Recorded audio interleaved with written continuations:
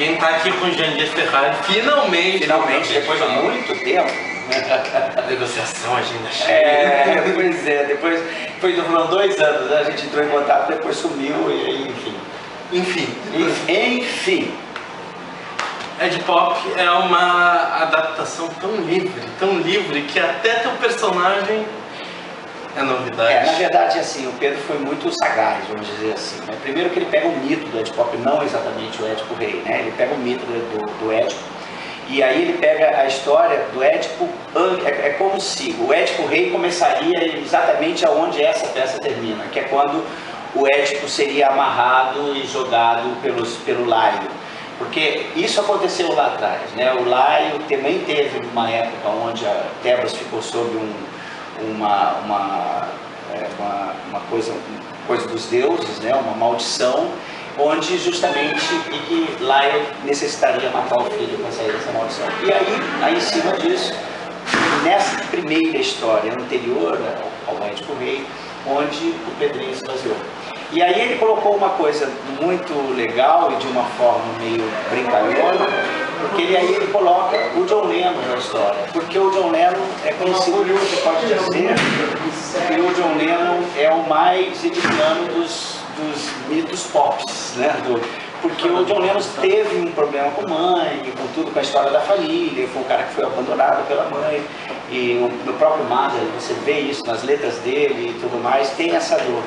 E no meio de tudo, o Pedro, eu digo Pedro que é o autor da peça, tá? O Pedro Kozlowski, ele ainda coloca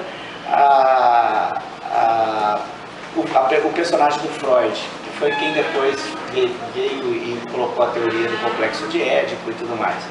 No meio disso ele ainda joga Deleuze, joga um monte de coisa, um monte de filósofos, de filosofia, de coisas. Então eu acho que nessa grande miscelânea, o que saiu, o que resultou foi uma grande brincadeira.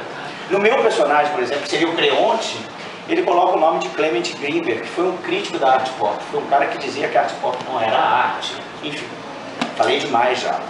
Você fez Mandala também? Fiz. Mandala foi minha primeira novela. 2 adaptações livríssimo, bastante livre. Já tinha parado para pensar nisso? Não tinha parado para pensar nisso, é verdade. Quando eu trabalhava na televisão, foi um Édipo também, onde a Vera Fischer e o Felipe faziam. E o Perry Salles era o Laio? O Perry Salles era o Laio, né? Por sua vez, era o marido da Vera, A Josi Dieg de Bauru e a Lorena Rodrigues de Goiânia são as maiores fãs que você pode ter na vida. E por elas eu vou perguntar. O Gino e a Gina, que são a mesma pessoa, eram totalmente diferentes. E dos 4 personagens que voltaram, Engenharia da Sucata, em Deus nos acuda, talvez foi o que mais mudou. Talvez foi o que mais mudou.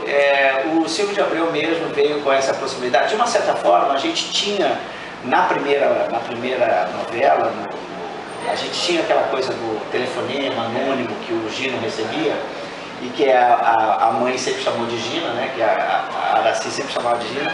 E houve uma possibilidade aí daqueles telefonemas realmente ser uma relação sexual.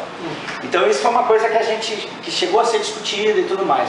Acabou que, por algumas razões que eu até desconheço, isso acabou não acontecendo, a gente acabou colocando, o Silvio optou por colocar uma turca, porque os turcos e os armênios têm um problema étnico seríssimo de mais de 200 anos, é uma coisa bastante antiga. Fala para um descendente de ser chamado de turco. Exatamente. Então tem essa coisa toda que é muito séria. Então aí colocaram. Então, de uma certa forma, o Gino tinha uma coisinha lá. E aí quando ele volta de mulher, que na verdade foi uma brincadeira que o Silvio de Abreu fez com Quanto Mais Quente Melhor, que é um filme da Marilyn, não sei se você lembra ou você lembra, em que o Tony Curtis e o Jack Lemmon se vestem e ficam travestidos de mulher fugindo da máfia. E acabou que a Gina vinha vestida de mulher, fez com que a mãe acreditasse que ele tinha inclusive tirado o dito cujo e tudo mais. Mas na verdade tudo era porque ele estava fugindo da máfia. Em poucas palavras, teu top 3 de personagens. É difícil. Realmente bastante difícil. O 3 personagens mais. Olha, eu tenho um personagem que eu fiz com uma novela do Walter Vancini, chamado Matacaru. Eu fazia o Dr. Edgar. O Dino é um personagem que eu não posso esquecer, nunca foi um personagem que me deu muitas coisas, foi um grande sucesso, então também não posso tirar. E eu, agora, é muito tempo, agora no terceiro fica difícil, talvez seja esse o Clement Greenberg. Por quê? Porque eu estou fazendo ele, e a gente tem que amar o que a gente está fazendo agora nesse momento. Então nesse momento eu amo o Clement Greenberg mesmo. Agora eu vou pedir um convite para os leitores do Cabide Fala. Até quando tem cartaz? A gente está em cartaz. A gente está em cartaz até o dia 23 de fevereiro aqui no Sesc Copacabana, tá? E a gente está. Então vai toda uma entrevista. Mas daqui a pouco a gente fala. Estamos no Sesc Copacabana até o dia 23 de fevereiro. Então o pessoal de São Paulo, o pessoal daqui que está vendo aí o site, venham assistir a peça. Está lotando bastante, mas a gente está de quinta a domingo, de quinta a sábado às 8h30, domingo às 8h. Um beijo para Josi e para Lorena. Um beijo para Josi, Lorena. Josi, beijão para você. Lorena também, um grande beijo. Obrigado. Conseguimos, né? Até que enfim.